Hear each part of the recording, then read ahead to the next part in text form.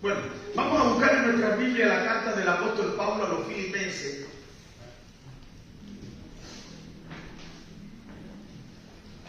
Capítulo número 1, y es una carta que vamos a estar compartiendo por lo menos ahora por unos domingos.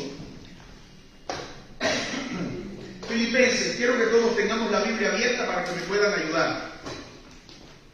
Capítulo número 1.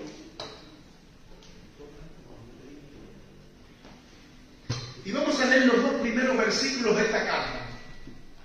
¿Ok? Filipenses capítulo 1 y vamos a leer los dos primeros versículos de esta carta.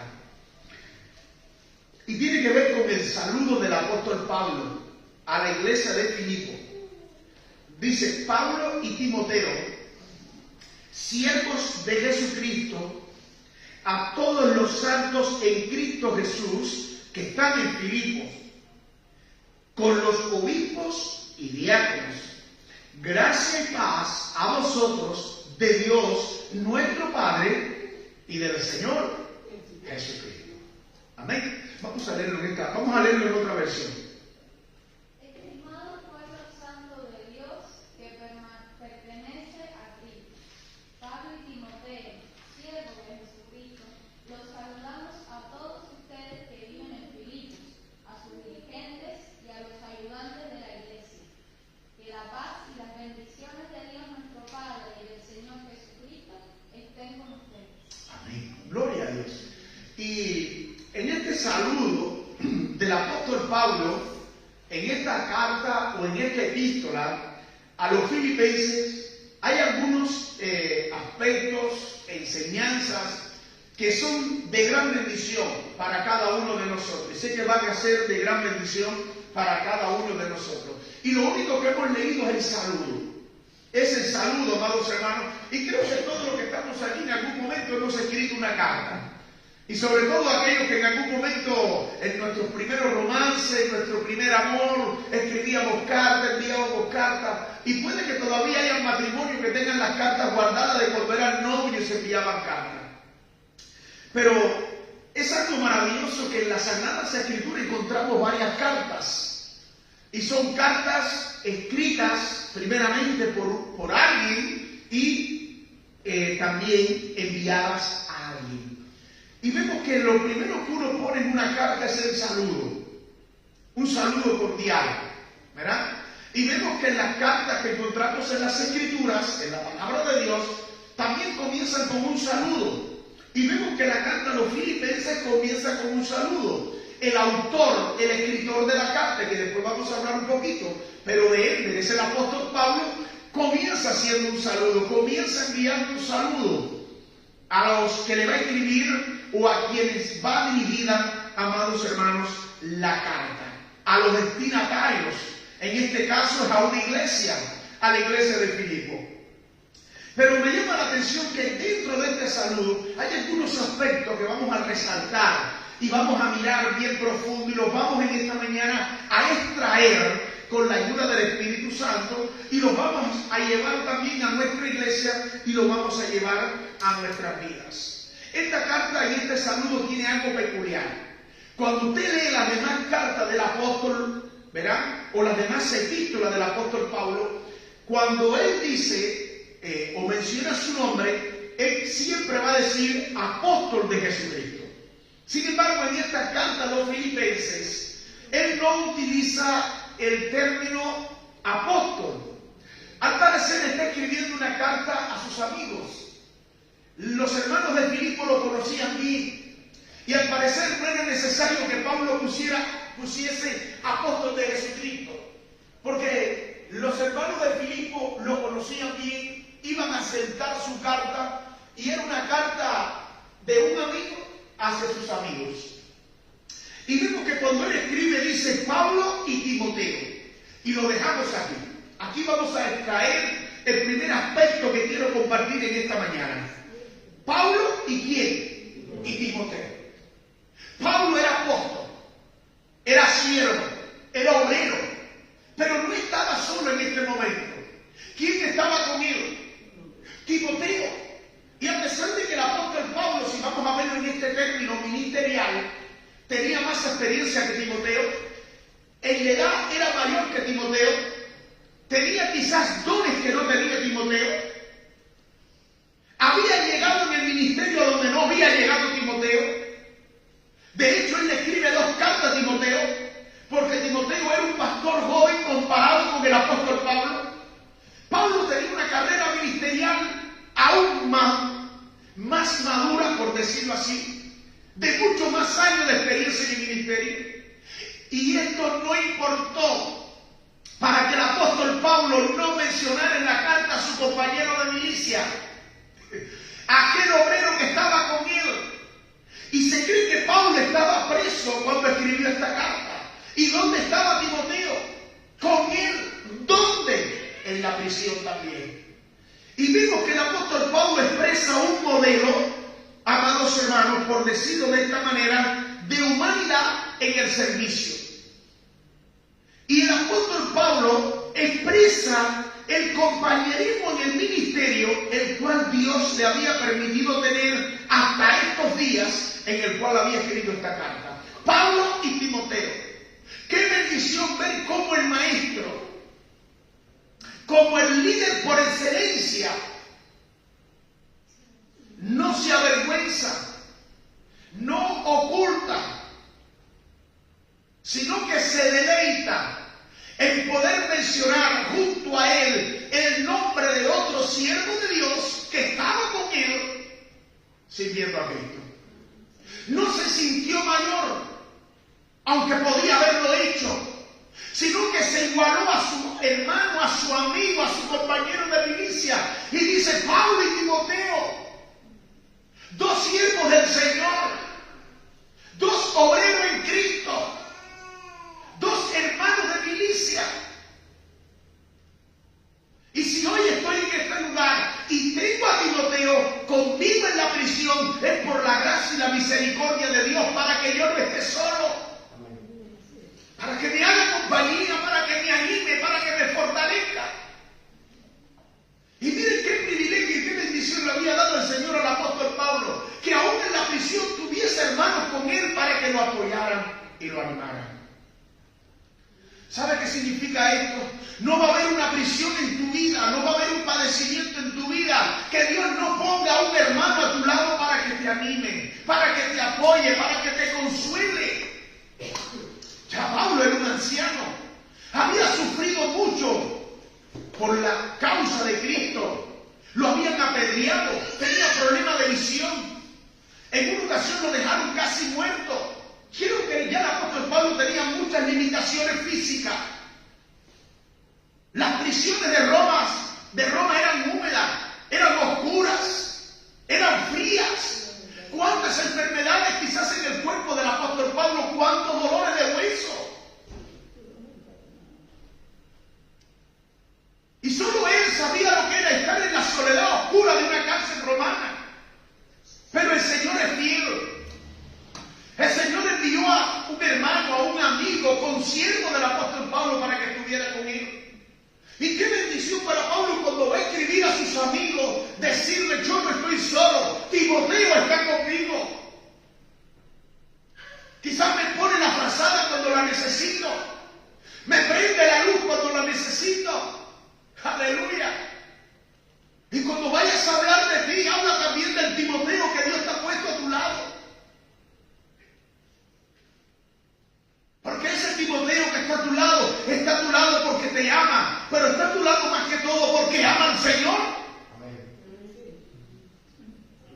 Y qué bendición cuando la iglesia de Filipos, que era una iglesia amiga del apóstol Pablo, y creo que era la iglesia que más estaba en el corazón del apóstol Pablo, cuando Pablo le escribe y le dice, Pablo y Timoteo le está diciendo: cuando lean esta carta, no solo quiero que me miren a mí, quiero que miren a aquel que está a mi lado también. Porque también es una luz de Cristo al igual que yo. Es un ejemplo de Cristo al igual que yo.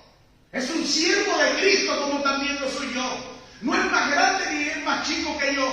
Es un obrero del Señor. Y es digno de ser también reconocido y de tener en alta estima como ustedes me puedan tener a mí también. Por lo tanto, habla de ese Timoteo que está contigo en las buenas y en las malas. De ese siervo que te apoya y que no te abandona.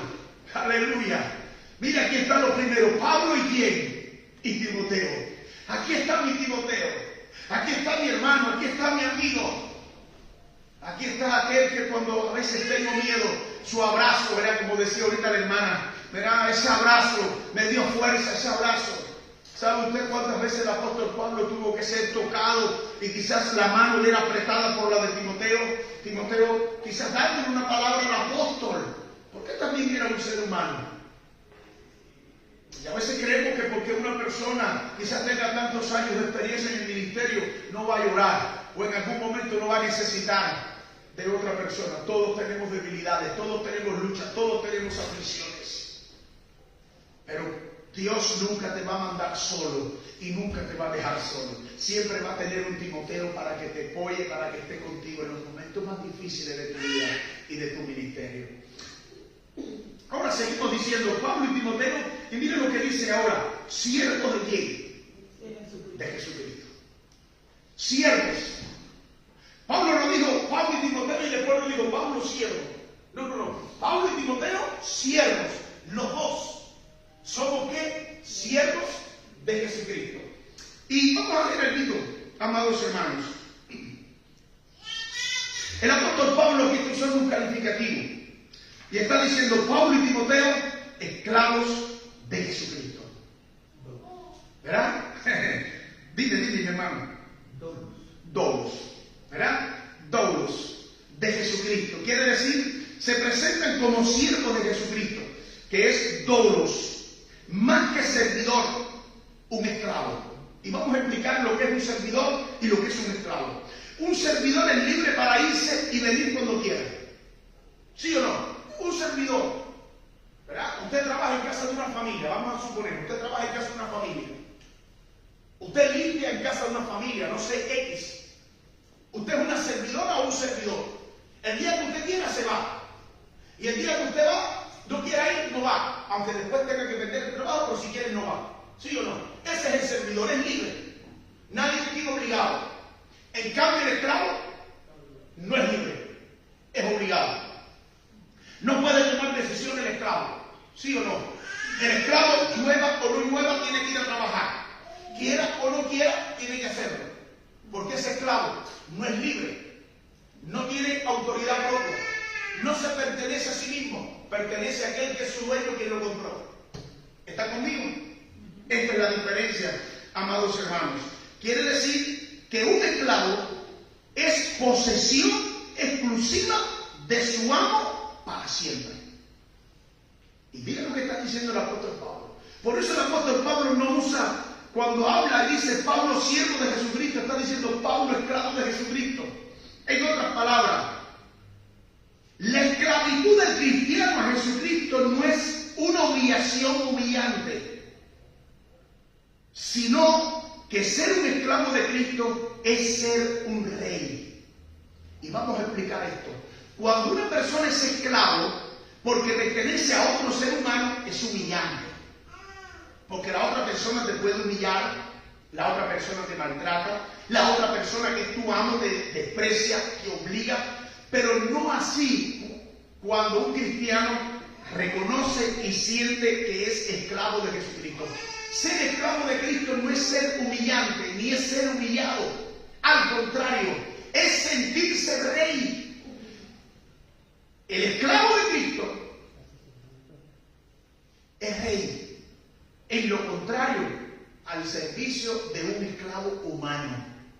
Porque dice la palabra de Dios que Dios nos hizo reyes. Quiere decir que ser un esclavo de Cristo no es humillante, al contrario. Es un privilegio. Es servir a Cristo, amados hermanos, voluntariamente.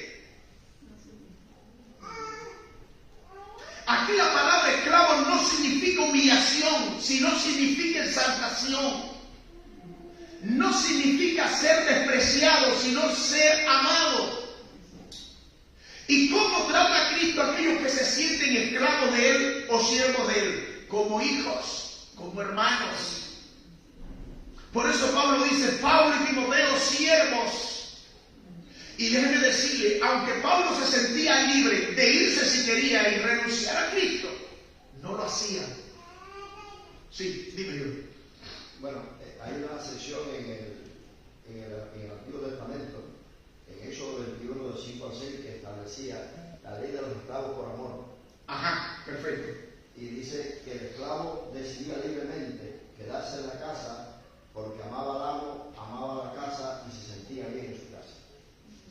Es decir, que cuando cumplía el tiempo, Sí, a los 6 años. a los 6 años, toda persona en el Antiguo Testamento, en el pueblo israelí que tenía esclavo, a los 6 años tenía que decir, eres libre, te tienes que ir, vete. Y el esclavo decidía si se iba o se quedaba. Y el esclavo puede decir, no, yo me quedo por amor a mi amo.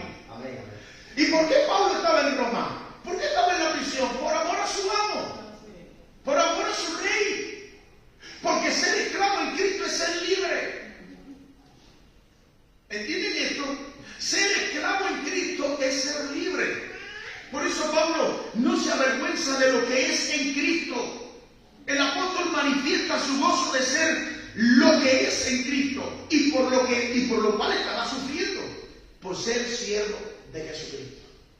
Y yo te pregunto en esta mañana, todos los que estamos acá, hemos estudiado, nos hemos esforzado, otros se están esforzando por una profesión. Vamos a tener un título colgado en la pared de casa. Hay veces que hemos estudiado una profesión y nunca la ejercimos, pero tenemos el título. Ahora yo pregunto, ¿habrá acaso un título más honorario que se pueda obtener en esta tierra que ser siervo de Jesucristo? No existe, además no lo da ninguna universidad. Es que no existe un título que pueda ser más honorario que aquel que podamos tener nosotros o alcanzar nosotros acerca de ser siervos de Jesucristo. Amén. Ahora, seguimos, miren lo que dice el apóstol Pablo. Pablo y Timoteo, siervos de Jesucristo, a todos los santos en Cristo Jesús, que están ¿dónde? ¿Dónde están? Pero dice, a todos los santos en quién? En Cristo. ¿Que están dónde? En Filipo. Y aquí hay algo precioso en esta expresión de saludo. Rocío, ¿lo tienes ahí? ¿Puedes leer esa porción? Tenle la mano.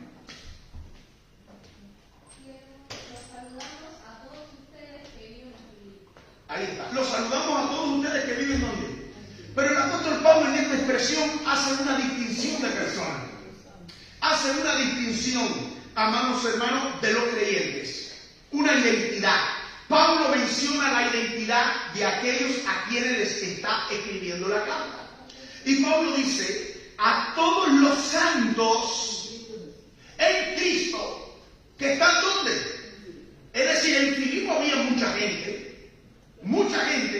pero Pablo no le está escribiendo a todas las personas que viven en Filipo, sino que le está escribiendo a un remanente de personas que tienen una identidad, que viven dentro de la ciudad de Filipo. ¿Ok? Y estas personas a quienes el apóstol Pablo revela su identidad son los creyentes, a los cuales llama santos. Y dentro de Filipo, a pesar de la ciudad de Filipo, de las características de la gente de Filipo, había otra identidad, otro grupo de personas que tenían otra identidad. Y Pablo hace esta distinción. La carta va dirigida a todos los santos en Cristo que están en Filipo. La palabra que se traduce es a Dios, que sugiere, ¿verdad?, que son diferentes a los demás, que es algo apartado. ¿Quiénes son estos santos? ¿Quiénes son estos creyentes? Un grupo de personas diferentes a los demás. Están apartados de los demás. Ojo, viven con los demás, pero están apartados. Y vamos a explicar un poquito. Porque nosotros los creyentes, los cristianos, acá en Montevideo, por ejemplo, tenemos nuestro servicio, tenemos nuestro trabajo. Unos son maestros, otros son de Uber o taxistas, otros albañiles, otros músicos, otros ama de casa. Trabajamos en diferentes lugares. Estamos con la gente de Montevideo. ¿Ok? Montamos el ómnibus con las personas de Montevideo, con las personas con las que nos relacionamos todos los días, pero tenemos una identidad diferente a la de Montevideo. Es decir, somos montevideanos también, pero a diferencia de muchos, tenemos una identidad que es la identidad que nos identifica con Cristo. ¿Entienden lo que quiero decir? Y es lo que en un punto nos hace un poco diferente. Y mi identidad con Cristo me lleva a llevar una vida con prácticas diferentes a las que quizás llevan todos los demás que viven en Montevideo. ¿Nos entendemos? Sin embargo, yo vivo con ellos, hablo con ellos, como hasta con ellos, charlo con ellos, pero yo tengo una identidad que muchos de ellos no la tienen. Yo tengo la identidad de ellos, ciudadanos de Montevideo, pero hay una identidad que yo tengo que muchos de ellos no la han alcanzado. Y yo trabajo para que muchos de ellos la puedan alcanzar. ¿Cómo? Predicando el Evangelio, hablando de Jesús, orando por ellos. Porque la identidad que perdura para siempre es la que ya yo tengo. Santo en Cristo. Y es la que me da vida, seguridad, no solo de vivir en paz en esta tierra, sino más allá, que es la vida eterna. La identidad terrenal se puede alcanzar, se puede cambiar. Yo vengo de una nación, presenté documentación y me dieron una identidad uruguaya. Mañana me voy para otro país, puedo alcanzar la identidad de otro país. ¿Entienden? Se puede cambiar, pero la identidad cristiana no se cambia. Y no tenemos que preocuparnos por cambiarla, porque esa es para toda la eternidad, amados hermanos. Y santo significa apartado, diferente, guardado. Quiere decir que en esta mañana hay muchas personas acá en Uruguay que son santos en Cristo, apartados, bendecidos, protegidos, sellados. ¿Por qué? Por Cristo Jesús. Es decir, que lo que yo hoy soy es porque lo he heredado, lo he alcanzado a través de la obra de Cristo Jesús. No soy un santo no pecador, y no es lo que dice la Biblia. La Biblia no está diciendo que ser santo es ser libre de pecado. No, la Biblia dice que ser santo es ser guardado para Cristo. Y es estar en el proceso de la santificación. Es ser sellado por el Espíritu Santo. Es estar bajo la guianza, el control, la dirección del Espíritu Santo. Es vivir para Cristo y no vivir para mí. Por eso es que Pablo dice, ya no vivo yo, mas vive Cristo en mí. Es decir, ya mi yo quedó sepultado. Ahora la única gloria que yo tengo es vivir para Cristo. Y por eso dice, a todos los santos en Cristo Jesús, y ahora hace algo, que están ¿dónde? En Filipo. Ahora hace una distinción también y menciona la ciudad de Filipo. Es decir, Filipo, una ciudad que existió, una ciudad con una historia, una ciudad con su gente, una ciudad con su cultura, una ciudad con su desarrollo, una ciudad con sus prácticas de pecado, pero una ciudad con un grupo de personas que tenían una identidad celestial. ¿Entienden? Y mire, Filipo tenía tres cosas que podían hacerla, o tres cualidades importantes de su época. Había en sus aledaños minas de oro de plata que se llevaban exportando y explotando desde hacía mucho tiempo por los fenicios.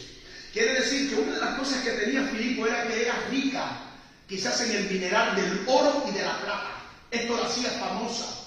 ¿Verdad? Segundo, era una ciudad que había sido fundada por Filipo de Macedonia, el padre de Alejandro Magno, de quien habían tomado su nombre en el año 368 a.C. Es decir, otro aspecto que tenían los Filipos para gloriarse era la historia de su fundador. ¿Quién la había fundado? ¿Quién había sido el que había plantado por primera vez esta ciudad? Y tercero, no mucho después Filipo recibió la distinción de ser una colonia romana. ¿Saben lo que significaba en aquellos tiempos ser una colonia romana? Era un privilegio ser una colonia romana. Tener la ciudadanía romana en aquel tiempo era lo más importante de la época. Hoy en día todo el mundo quiere tener la ciudadanía americana. Todo el mundo opta por la ciudadanía americana. Imagínense en aquellos tiempos tener la ciudadanía romana. El apóstol Pablo recuerda que muchas veces cuando los romanos lo torturaron, lo golpearon, él dijo, yo soy romano, tengo las dos, sí, soy judío, pero también tengo romana. ¿Verdad? Entonces en aquel tiempo ser una colonia de Roma era algo muy, pero muy importante. Era ilegal, un delito tocar a un ciudadano Sí, imagínate un romano dándole un soldado romano. Estoy claro. Cuando él dijo, soy soldado romano, los que le dieron golpe temblaron. Le dijeron, mira, vete. Y él dijo, no, esto no es así. Esto vamos a resolverlo ante la ley. Porque ustedes acaban de golpear a un romano. Imagínate tener la ciudadanía romana, amados hermanos, en aquella época. Y los filipenses gozaban de esto, amados hermanos. Yo creo que cuando hablamos de Uruguay, ¿verdad? Una de las cosas que más resalta de Uruguay es la tranquilidad, es quizás la ganadería. Uruguay, qué bueno, ¿verdad? Es decir, que cada país tiene algo bueno que muchos quisiéramos tener. Pero, imagínense en aquel tiempo. Y ahora Pablo le dice a los que están en Filipos, es decir, ustedes a pesar de vivir en las condiciones que viven y quizás las cosas buenas y malas que tiene la ciudad, ahí ustedes son santos en Cristo. Y esto nos dice una cosa, hermanos. Yo no creo que la persona no pueda ser fiel a Dios, o que el cristiano no pueda ser fiel a Dios por las circunstancias que lo rodean. No importa donde quiera que una persona esté. Si la persona o el cristiano se propone ser fiel a Dios, puede ser fiel a Dios. Porque cada una de estas cartas fueron enviadas a grupos de cristianos que habitaban en lugares, ciudades, quizás igual que la de nosotros hoy en día, o tal vez peor. Y sin embargo, eran santos, eran guardados para Dios. ¿Entienden lo que quiero decir? Ahora, seguimos acá conmigo. Dice, a todos los santos que están en Filipo. Y ahora dice, con los obispos y los diáconos. Con los obispos y los diáconos. El apóstol Pablo, amados hermanos, está hablando o nos está compartiendo que la iglesia que estaba en Filipo era una iglesia que estaba bien establecida, estaba bien ordenada. Y cuando escribe dice a los santos, ¿quiénes son los santos? Todos nosotros, todos los creyentes, el cuerpo de creyentes, todos los santos, aquellos que están guardados y sellados para Cristo. Pero después dice, menciona dos categorías más. ¿Quiénes son estos dos? Obispos, los pastores, los que se dedican a la enseñanza, los líderes, ¿verdad? Los que ministran la palabra de Dios. Y después dice los diáconos. ¿Quiénes son los diáconos? Los que se dedican al servicio, a servir la mesa. Quiere decir que la iglesia de Filipo era una iglesia que estaba bien ordenada. Era una iglesia, amados hermanos, que estaba bien formada. Tenía a los hermanos, tenía a los obispos y tenía a los diáconos. Y cuando el apóstol Pablo escribe para todos. No es que le escribió a los hermanos y no le escribió al pastor, no, usted forma parte de la iglesia también. Y no es que le escribió al pastor y no le escribió a los diáconos, no, usted forma parte de la iglesia también. Y lo que va en la carta es para todos. Hay bendiciones para todos, pero hay corrección para todos. ¿Entienden? Hay palabra de aliento para todos, pero hay corrección también para todos. Ya seas el pastor, ya seas el diácono, ya seas el hermano que te sientas en la banca a escuchar la palabra. La carta es para la iglesia. ¿Y quién es la iglesia? Todos. Aunque dentro de la iglesia tenemos diferentes ministerios, tenemos diferentes funciones dentro de la iglesia, que es el cuerpo de Cristo. Pero todos somos santos. Todos estamos en la misma, por decirlo así, en la misma posición, amados hermanos. Todos somos hijos de Dios. Pablo nos revela la importancia de la comunidad cristiana y saber dentro de la iglesia, del cuerpo de Cristo, cuál es mi función, cuál es tu función, cuál es el don que tienes, cuál es el don que te ha dado Dios, a qué te llamó el Señor. Y ocupar el lugar que Dios nos ha mandado a hacer, amados hermanos, en el cual debemos de servir. Y ya termino. Ahora viene algo precioso y es el saludo. Cómo el apóstol Pablo cierra el saludo, amados hermanos. Y dice, gracia y paz a vosotros de Dios nuestro Padre y del Señor Jesucristo. Y hay dos palabras que el apóstol Pablo, amados hermanos, encierra en este saludo. Gracia y paz. ¡Wow! Gracias. Y más o menos tenemos ya, amados hermanos, una idea. Gracia y paz. El saludo del apóstol Pablo es un saludo de amigo. Que la gracia y la paz, los cuales proceden de nuestro Señor y Dios y nuestro Señor Jesucristo, sea con todos vosotros. Ahora, la gracia Y es una palabra que muchas veces, amados hermanos, escuchamos en la iglesia. Es un uso entre los griegos. Esta palabra se usaba mucho entre los griegos paganos. Se refería a un favor que un griego le hacía a otro por la pura generosidad de su corazón, sin esperar ningún compromiso. La palabra gracia se usaba mucho entre los griegos. ¿Qué significaba esta palabra? Es un favor que un griego le hacía a otro griego sin esperar nada a cambio. Yo te hago un favor, no me lo tienes que pagar, no me lo tienes que agradecer, nada. Esto no se menciona. Es una palabra que se usaba mucho. Por eso en el cristianismo la palabra gracia tiene una connotación que significa regalo no merecido o regalo inmerecido. ¿Entienden? Por eso Pablo usa esta palabra para que nos demos cuenta que la gracia en Cristo es un regalo, es la obra de Cristo hecha para nosotros o por nosotros y no tenemos que pagar nada a cambio. Es un favor que ninguno de nosotros merecía, porque realmente nadie merecía que Cristo fuera a la cruz, amados hermanos, por nosotros. Allí, la gracia es un favor, es el favor y la buena voluntad inmerecida y gratuita de Dios y todos sus frutos y efectos benditos para cada uno de nosotros. Ahora, hay un detalle importante. La gracia no es poder para hacer lo que queremos hacer.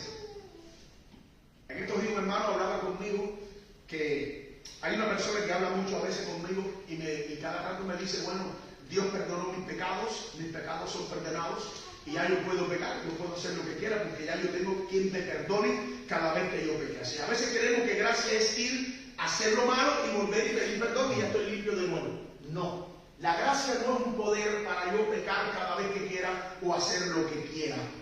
La gracia asegura que quienes han sido verdaderamente reparados se presentarán hasta el final de sus días para Cristo cuando venga por nosotros.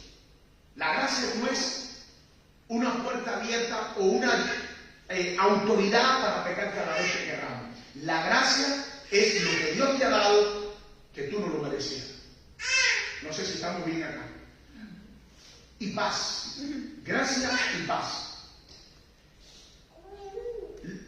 La paz tiene que ver, amados hermanos, es decir, la paz, y es solo por su gracia que cada uno de nosotros podemos obtener los frutos de la paz en el corazón de Dios. Primero gracia y después paz. La gracia te ayuda a obtener la paz de Dios en tu corazón. Paz en el corazón, donde no tengas condenación ante Dios. Paz en la conciencia, sin controversia con Dios. Paz mental, sin ansiedad por la vida. Paz en la oración, sin ataduras en la vida que tienes para Dios.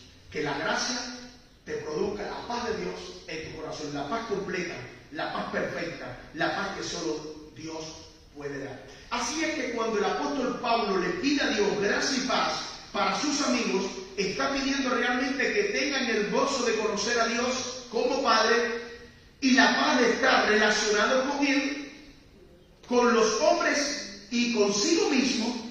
Y esa gracia y esa paz no se puede recibir sino mediante Jesucristo. Mire, la paz que da Dios es una paz muy diferente a la paz que da el mundo. La paz que da Dios es una paz muy diferente a la paz que da el mundo. Solo Dios nos puede dar esa paz que cada uno de nosotros necesitamos. Y recuerda, la gracia y la paz, ¿verdad? Como dice el apóstol Pablo, de nuestro Dios. ¿Y quién es Dios? Nuestro Padre.